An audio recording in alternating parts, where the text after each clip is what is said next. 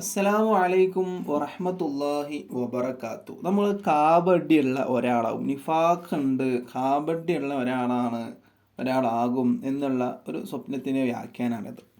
അതായത് നമുക്ക് കാബഡി ഉണ്ടാകും, നിഫാഖ് ഉണ്ടാകും എന്നുള്ളത് ഒരു സ്വപ്നത്തിൻ്റെ വ്യാഖ്യാനമാണ്. ഇപ്പോൾ നമ്മൾ ഇതുവരെ പറഞ്ഞതൊരു സ്വപ്നം പറയും എന്നിട്ട് അതിൻ്റെ വ്യാഖ്യാനം പറയും എന്നുള്ള നിലയിലായിരുന്നു. പക്ഷേ ഇനി മുതൽ നമ്മൾ വ്യാഖ്യാനം പറയും ആദ്യം, എന്നിട്ട് അത് ഏത് സ്വപ്നം കണ്ടാലാണ് എങ്ങനെ സംഭവിക്കുക എന്നുള്ള രീതിയിലാണ് സംസാരിക്കുന്നത് കേട്ടോ. അപ്പോൾ സാധാരണഗതിയിൽ നമ്മൾ സ്വപ്നം കാണുമ്പോൾ അനുമാനത്തിൻ്റെ വ്യാഖ്യാനം കാണുന്നവരാണ് നമ്മിൽ പല ആളുകളും.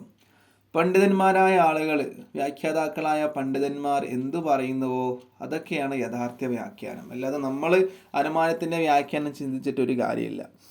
അപ്പോൾ ഒരാളങ്ങനെ സ്വാഭാവികമായിട്ടും മരണനാമ സ്വപ്നം കാണുമ്പോൾ വല്ലാത്ത പ്രയാസം വിഷമൊക്കെ ഉണ്ടാകും അല്ലേ? കാരണം അതിന് വ്യാഖ്യാനം മരണം അല്ലെങ്കിൽ അസ്വസ്ഥത, നമുക്ക് പ്രയാസം ഉണ്ടാവും എന്നൊക്കെ നമ്മൾ വിചാരിക്കുക. എന്നാലും മരണത്തിൻ്റെ വ്യാഖ്യാനം അങ്ങനെയൊന്നും അല്ല ഉണ്ടാവാറുള്ളത്. മനസ്സിലായില്ല? അപ്പോൾ ഇവിടെ എന്താണ് വിഷയം? കാപട്യം എന്നുള്ളത്, ഒരാൾക്ക് കാപട്യം ഉണ്ടാകും, നിഫാഖ് ഉണ്ടാകും, അത് ഏത് സ്വപ്നം കണ്ടാലാണ് എന്നുള്ളതാണ് പറയാൻ വേണ്ടി പോകുന്നത്.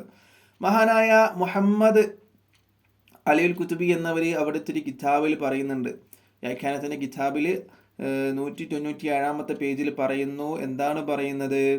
ഒരാൾ രോഗം സ്വപ്നം കണ്ടാൽ, ഒരാൾ ഇങ്ങനെ സ്വപ്നത്തിൽ രോഗം കാണുകയാണ്, അപ്പം അങ്ങനെ കണ്ടാൽ അതിൻ്റെ വ്യാഖ്യാനം കാപട്യം ആണ്, കാപട്യമുള്ള ഒരാളാണ്. ഇപ്പോൾ രോഗത്തിന് ശാഖാപരമായിട്ട് ഒരുപാട് വ്യാഖ്യാനങ്ങളുണ്ട്. അത് ആളുകളിലേക്ക് മാറുമ്പോൾ, സ്ത്രീകൾ കാണുമ്പോൾ അല്ലെങ്കിൽ വേറെ എവിടെയെങ്കിലും അത് പല രൂപത്തിലും ഭാവത്തിലൊക്കെ കാണുമ്പോൾ അതിൻ്റെ വ്യാഖ്യാനങ്ങൾ മാറും.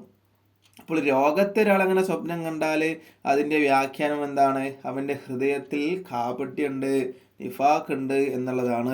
ഇനിയിപ്പോൾ ഇങ്ങനെ രോഗം സ്വപ്നം കണ്ട് എന്ന് വിചാരിച്ചിട്ട് ഇങ്ങനെ തന്നെ സംഭവിച്ചോളന്നില്ല. കാരണം എല്ലാ സ്വപ്നവും അത് യാഥാർത്ഥ്യമാവില്ല, സംഭവിക്കില്ല. അതിൻ്റെ വ്യാഖ്യാനങ്ങൾ അതിലുള്ള പോലെ തന്നെ സംഭവിക്കില്ല. കാരണം അതിൻ്റെ സമയത്തും അതിൻ്റെതായ വ്യക്തികളൊക്കെ കണ്ടാൽ മാത്രമേ എന്താവുള്ളൂ, സ്വപ്നത്തിൻ്റെ വ്യാഖ്യാനം പോലെ നടക്കുകയുള്ളൂ കേട്ടോ. അപ്പോൾ ഇൻഷാ അല്ലാഹ് അടുത്ത വീഡിയോയുമായിട്ട് വീണ്ടും കാണാം. അല്ലാഹു തആല അതിന് തൗഫീഖ് നൽകട്ടെ. അസ്സലാമു അലൈക്കും വറഹ്മത്തുള്ളാഹി വബറകാതുഹു.